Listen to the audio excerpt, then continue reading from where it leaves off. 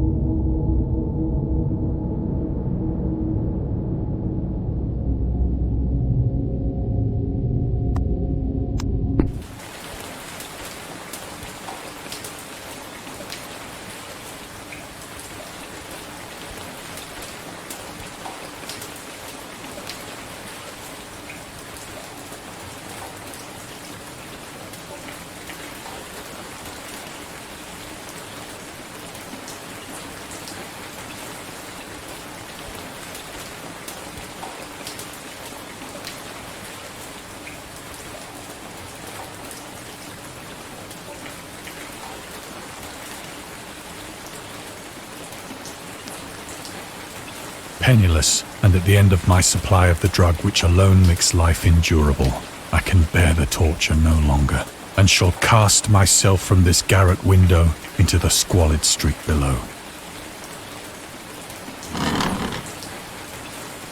Do not think from my slavery to morphine that I am a weakling or a degenerate. When you have read these hastily scrawled pages, you may guess, though never fully realize, why it is that I must have forgetfulness or death.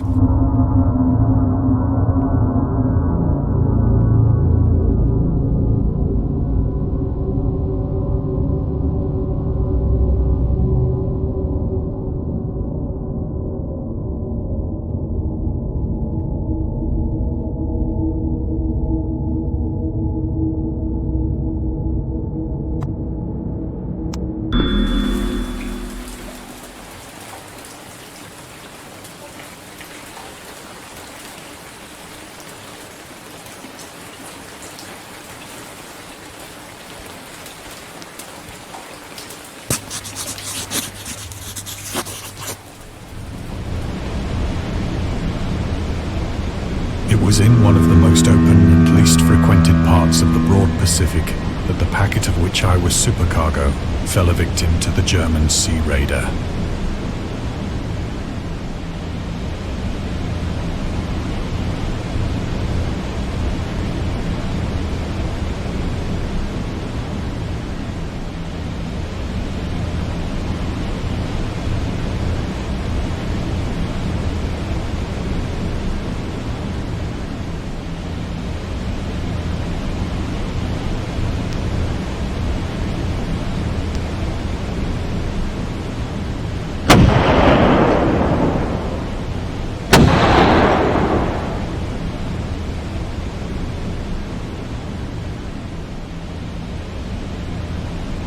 The Great War was then at its very beginning, and the ocean forces of the Hun had not completely sunk to their later degradation. So that our vessel was made a legitimate prize, whilst we of her crew were treated with all the fairness and consideration due us as naval prisoners.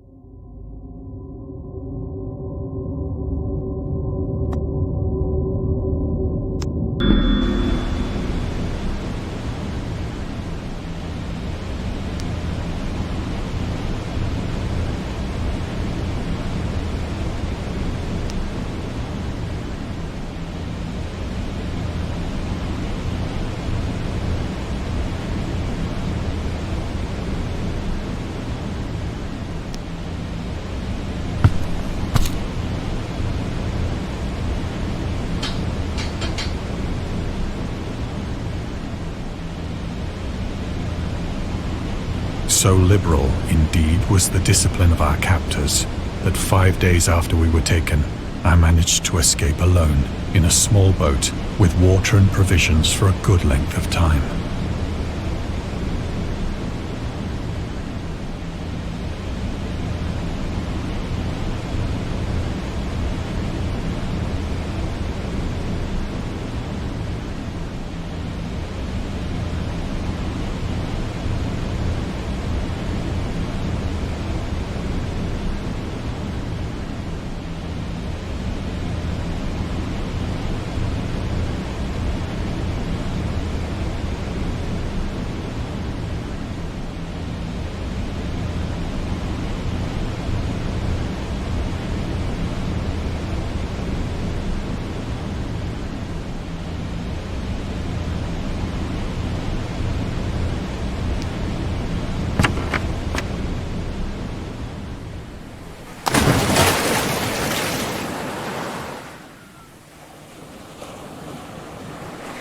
When I finally found myself adrift and free, I had but little idea of my surroundings.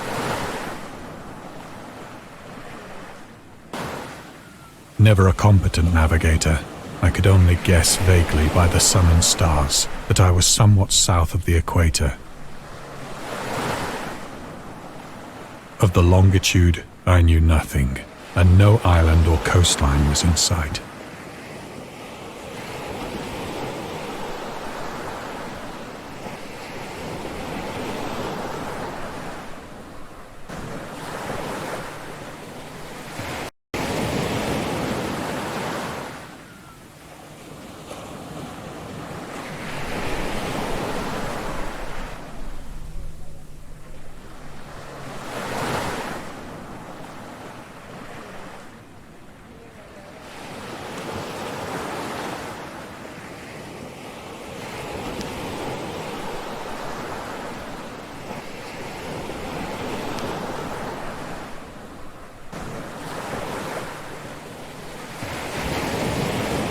The weather kept fair, and for uncounted days I drifted aimlessly beneath the scorching sun, waiting either for some passing ship or to be cast on the shores of some habitable land.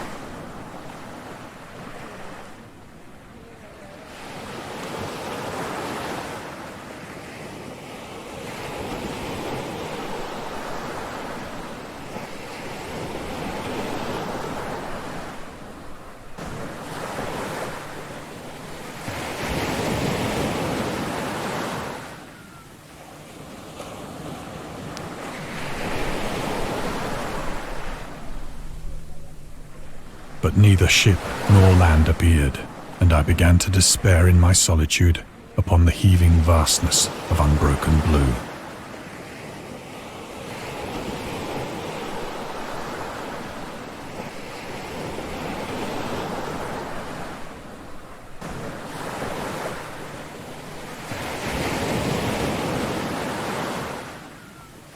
The change happened whilst I slept.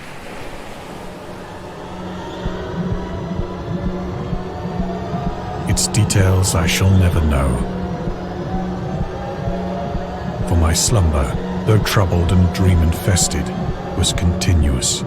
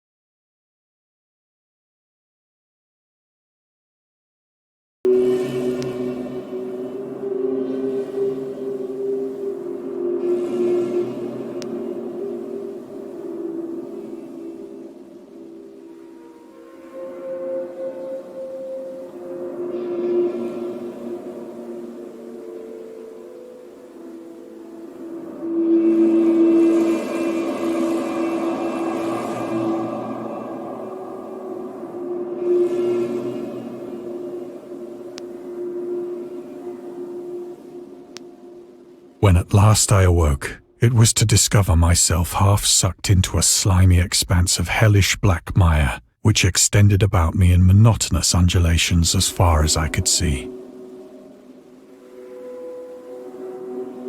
and in which my boat lay grounded some distance away. Though one might well imagine that my first sensation would be of wonder at so prodigious and unexpected a transformation of scenery, I was in reality more horrified than astonished. For there was in the air and in the rotting soil a sinister quality which chilled me to the very core.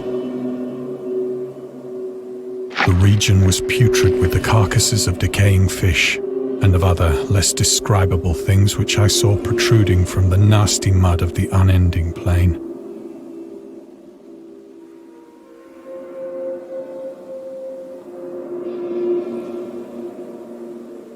Perhaps I should not hope to convey in mere words the unutterable hideousness that can dwell in absolute silence and barren immensity.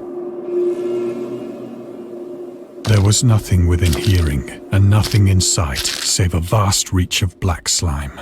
Yet the very completeness of the stillness and the homogeneity of the landscape oppressed me with a nauseating fear.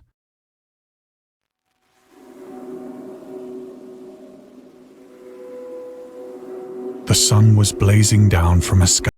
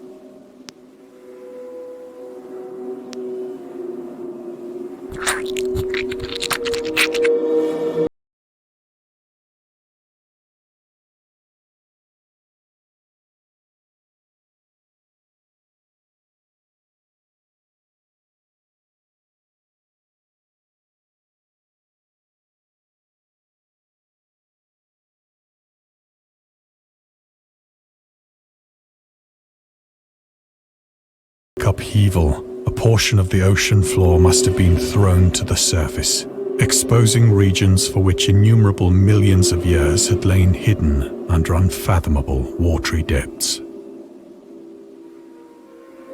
So great was the extent of the new land which had risen beneath me that I could not detect the faintest noise of the surging ocean, straining my ears as I might. Nor were there any seafowl to prey upon the dead things.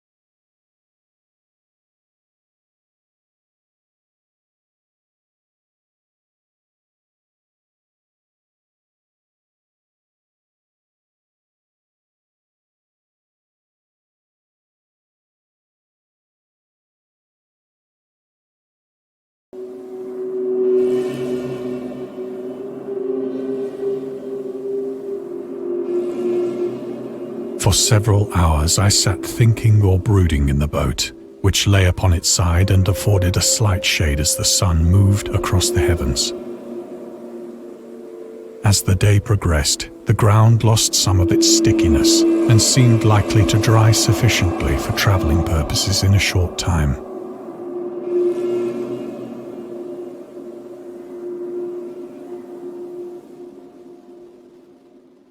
That night I slept but little, and the next day I made for myself a pack containing food and water, preparatory to an overland journey in search of the vanished sea and possible rescue.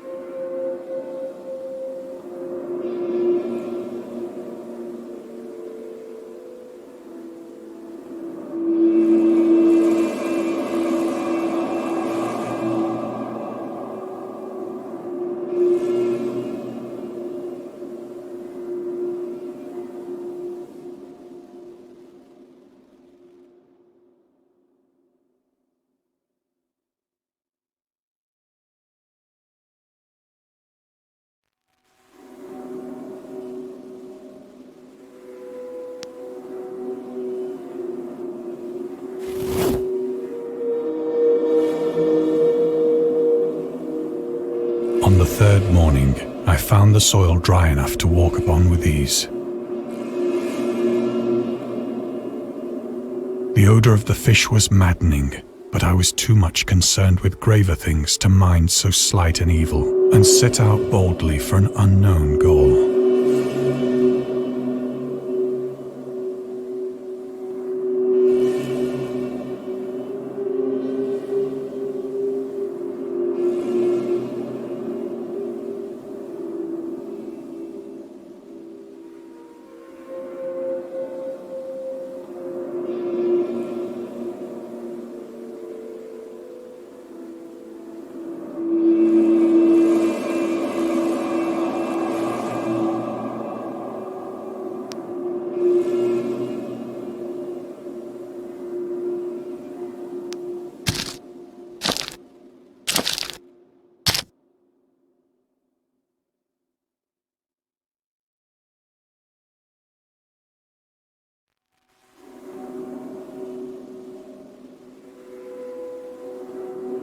All day I forged steadily westward, guided by a faraway hummock which rose higher than any other elevation on the rolling.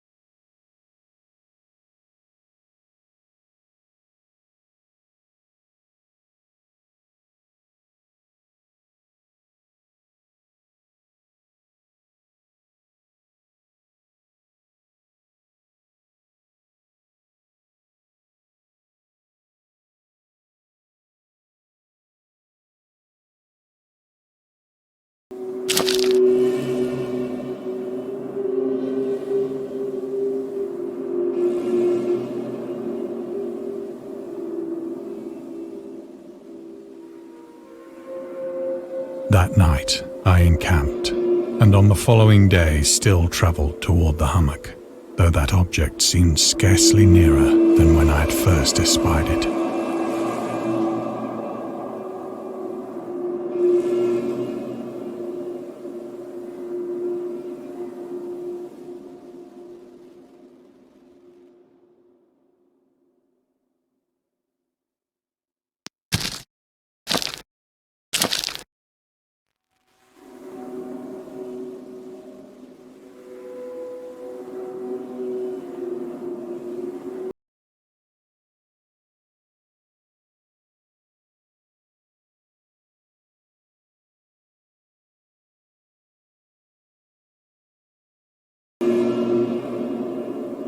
By the fourth evening, I attained the base of the mound, which turned out to be much higher than it had appeared from a distance.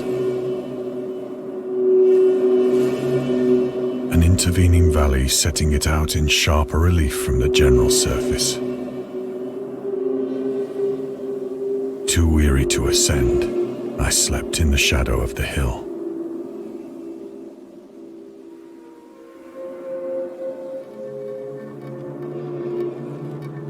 I know not why my dreams were so wild that night, but ere the waning and fantastically gibbous moon had risen far above the eastern plain,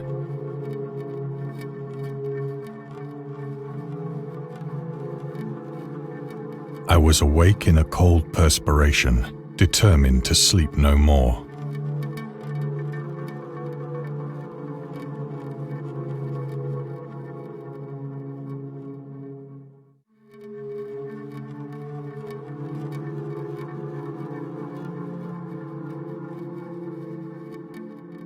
Such visions as I had experienced were too much for me to endure again.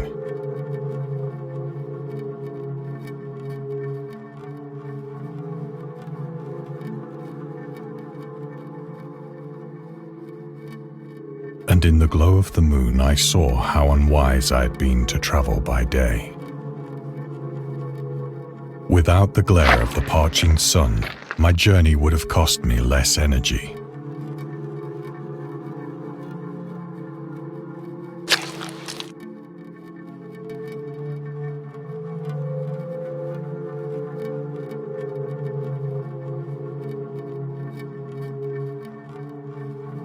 Indeed, I now felt quite able to perform the ascent which had deterred me at sunset.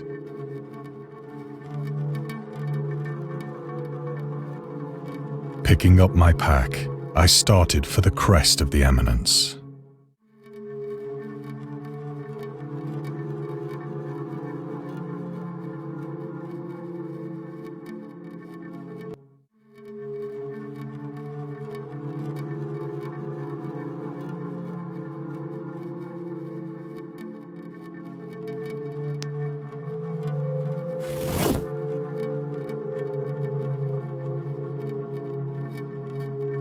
I have said that the unbroken monotony of the rolling plain was a source of vague horror to me.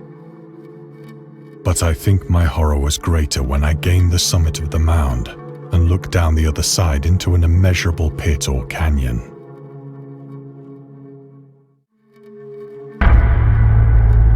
Whose black recesses the moon had not yet soared high enough to illumine. I felt myself on the edge of the world, peering over the rim into a fathomless chaos of eternal night.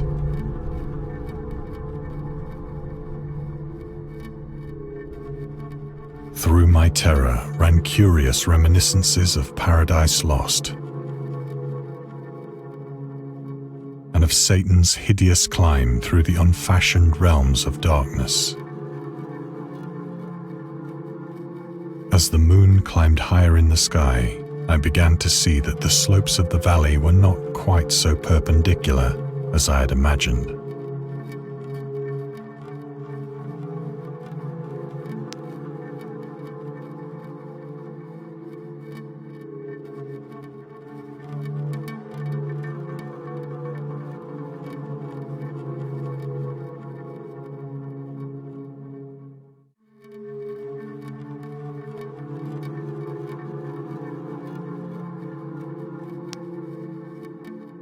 Ledges and outcroppings of rock afforded fairly easy footholds for a descent.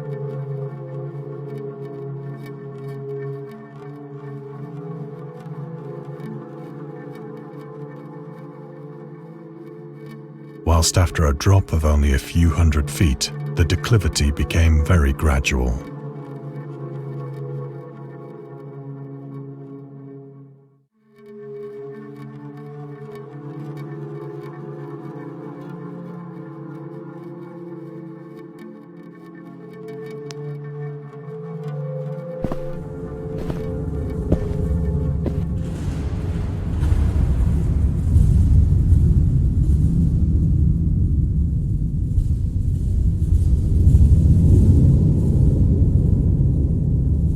Urged on by an impulse which I cannot definitely analyze, I scrambled with difficulty down the rocks and stood on the gentler slope beneath, gazing into the Stygian deeps where no light had yet penetrated. All at once, my attention was captured by a vast and singular object on the opposite slope, which rose steeply about 100 yards ahead of me. An object that gleamed whitely in the newly bestowed rays of the ascending moon.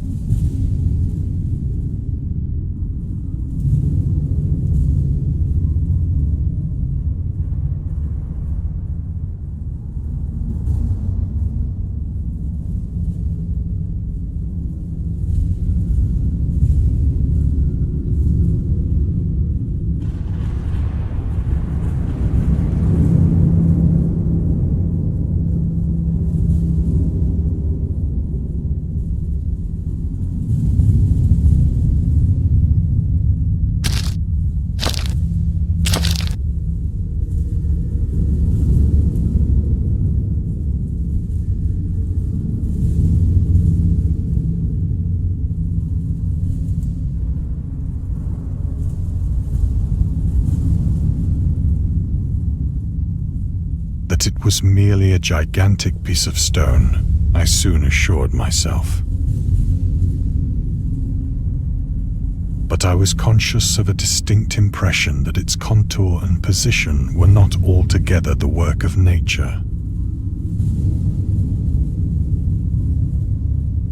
A closer scrutiny filled me with sensations I cannot express.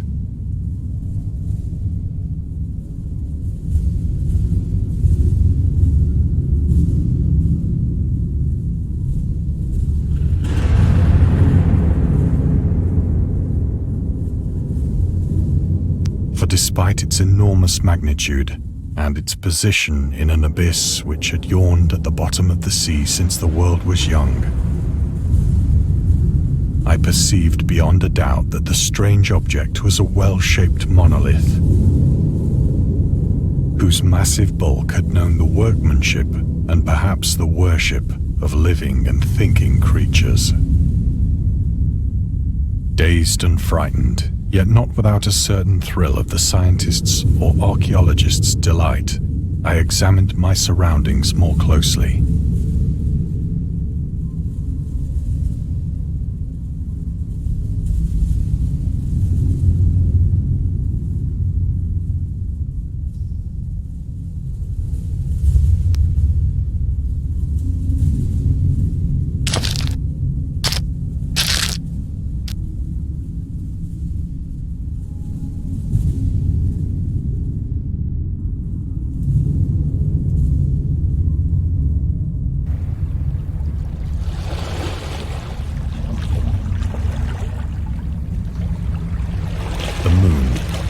The zenith shone weirdly and vividly above the towering steeps that hemmed in the chasm, and revealed the fact that a far-flung body of water flowed at the bottom, winding out of sight in both directions and almost lapping my feet as I stood on the slope. Across the chasm, the wavelets washed the base of the Cyclopean monolith, on whose surface I could now trace both inscriptions and crude sculptures.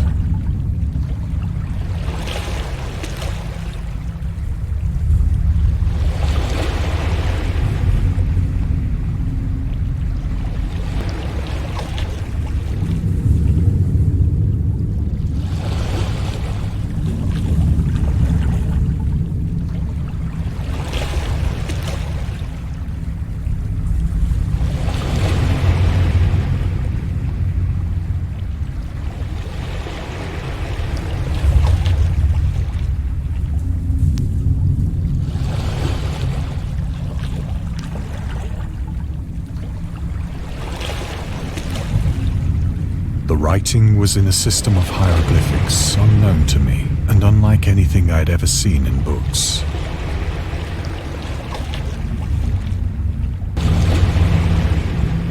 Consisting for the most part of conventionalized aquatic symbols such as fishes, eels, octopi, crustaceans, mollusks, whales, and the like. Several characters obviously represented marine things which are unknown to the modern world.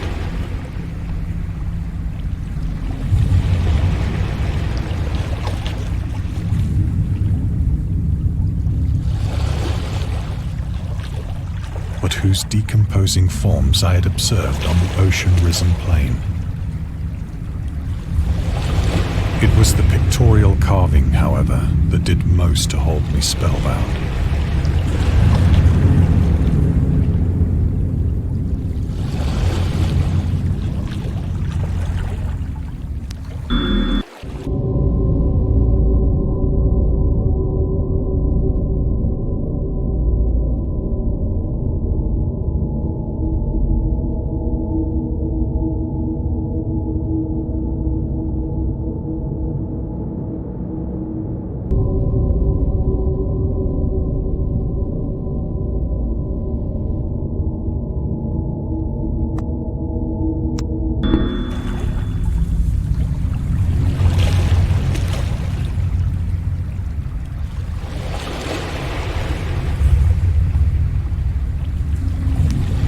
Visible across the intervening water on account of their enormous size were an array of bas-reliefs whose subjects would have excited the envy of a doré.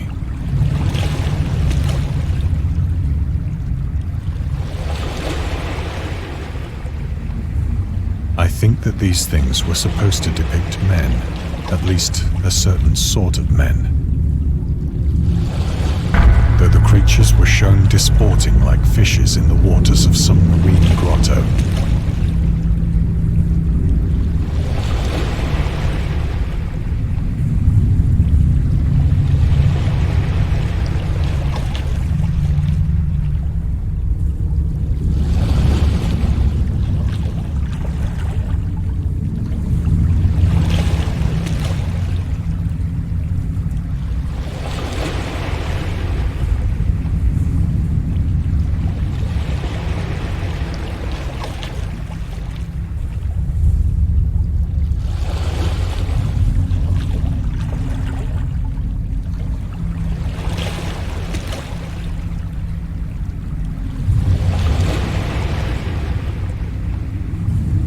Paying homage at some monolithic shrine which appeared to be under the waves as well.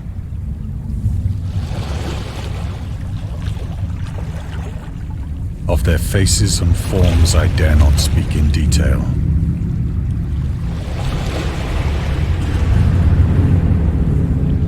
For the mere remembrance makes me grow faint.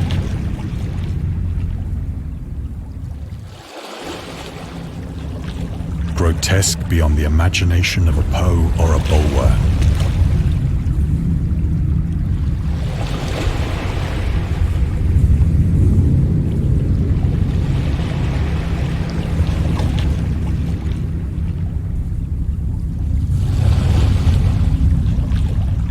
They were damnably human in general outline, despite webbed hands and feet, shockingly wide and flabby lips.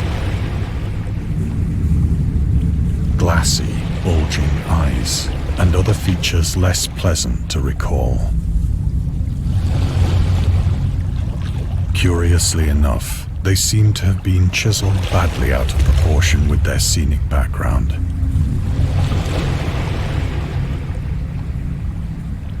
For one of the creatures was shown in the act of killing a whale, represented as but little larger than himself.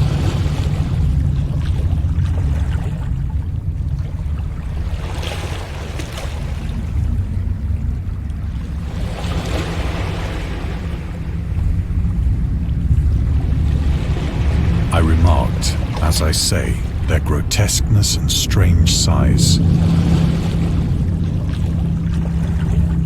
But in a moment decided that they were merely the imaginary gods of some primitive fishing or seafaring tribe.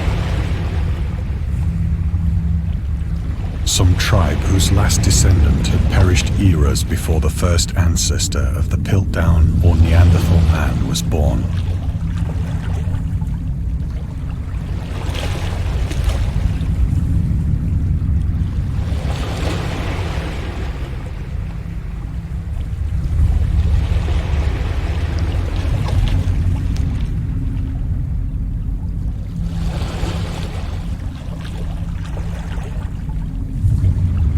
Awestruck at this unexpected glimpse into a past beyond the conception of the most daring anthropologist,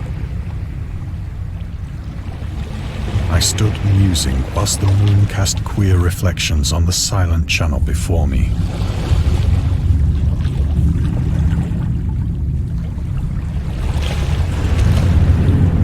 Then, suddenly, I saw it.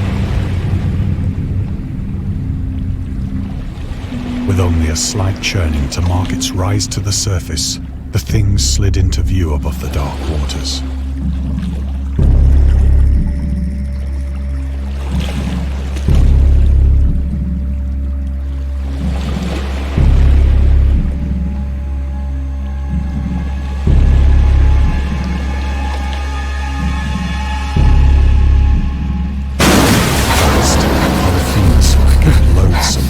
It darted like a stupendous monster of nightmares to the monolith. About which it flung its gigantic scaly arms, the while it bowed its hideous head and gave vent to certain measured sounds.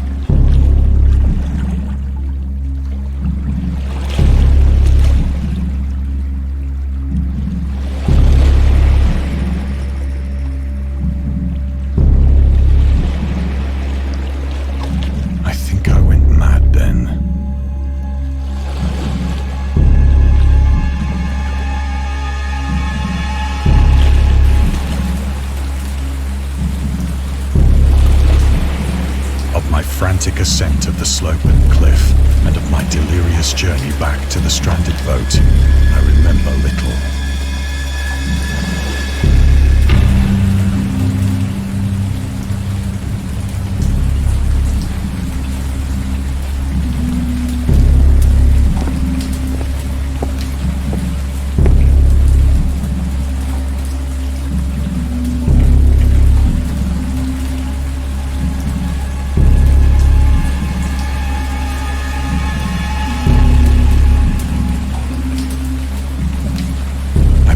Sang a great deal and laughed oddly when I was unable to sing.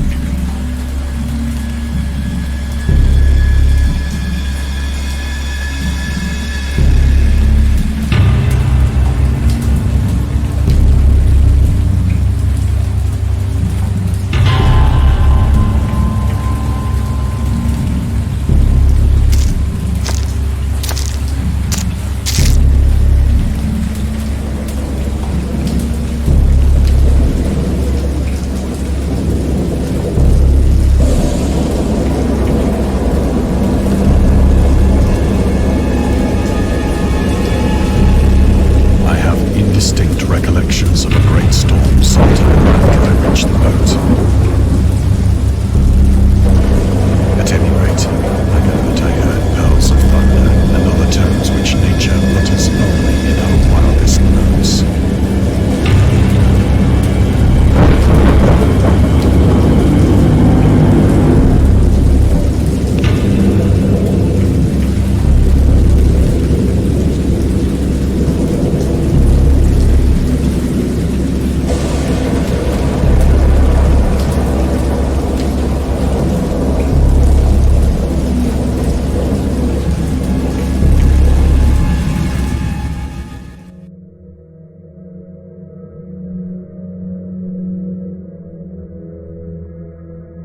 When I came out of the shadows, I was in a San Francisco hospital, brought thither by the captain of the American ship which had picked up my boat in mid-ocean.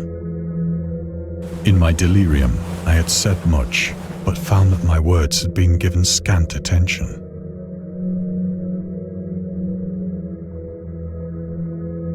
Of any land upheaval in the Pacific, my rescuers knew nothing. nor did I deem it necessary to insist upon a thing which I knew they could not believe.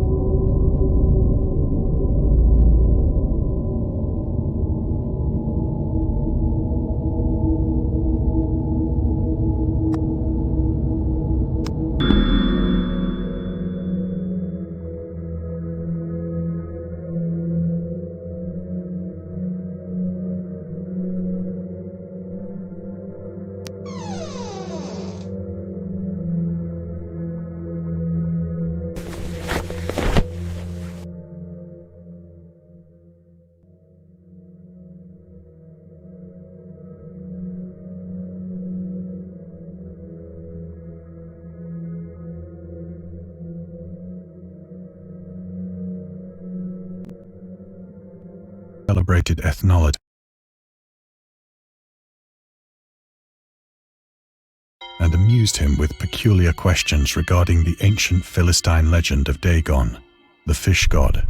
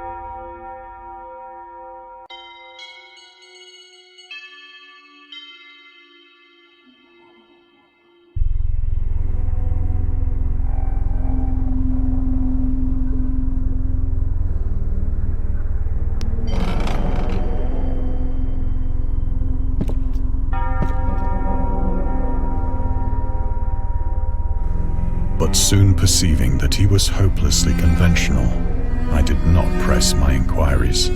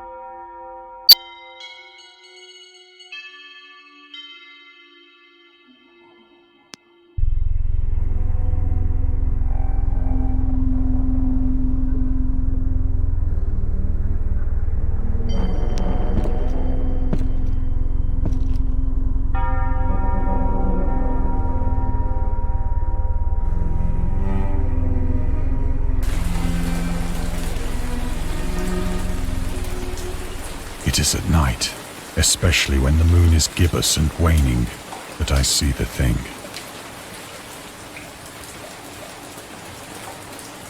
tried morphine, but the drug has given only transient surcease and has drawn me into its clutches as a hopeless slave.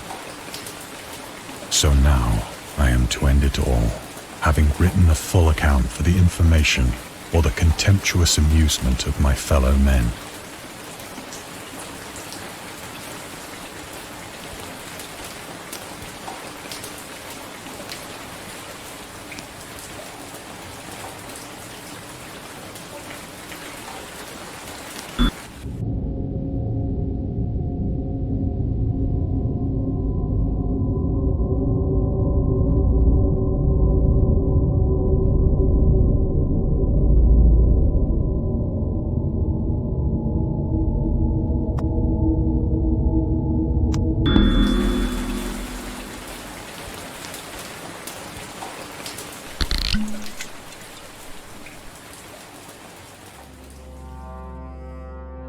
Often, I ask myself if it could not all have been a pure phantasm. A mere freak of fever as I lay sun-stricken and raving in the open boat after my escape from the German man-of-war. This I ask myself, but ever does there come before me a hideously vivid vision in reply. I cannot think of the deep sea without shuddering at the nameless things that may at this very moment be crawling and floundering on its slimy bed, worshipping their ancient stone idols and carving their own detestable likenesses on submarine obelisks of water-soaked granite.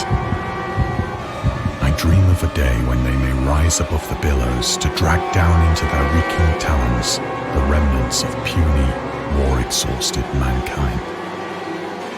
Of a day when the land shall sink and the dark ocean shall ascend amidst universal pandemonium.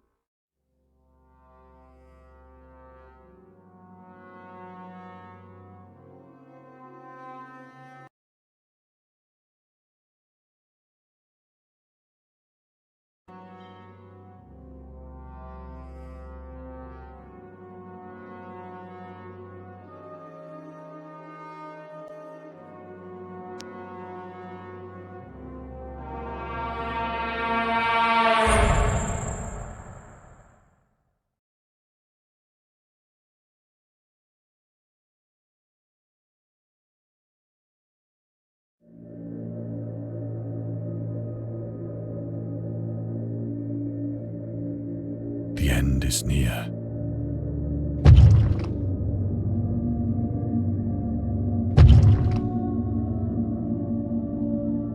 I hear a noise at the door, as of some immense slippery body lumbering against it.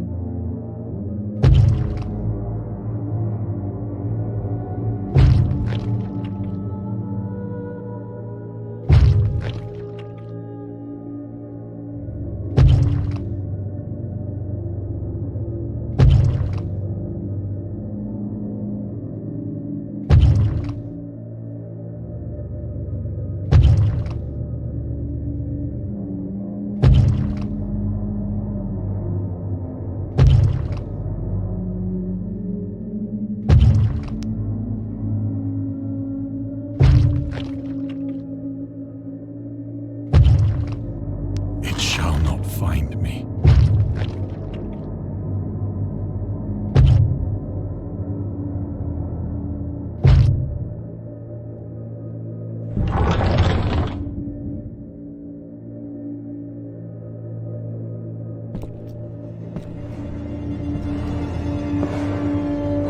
God, that hand!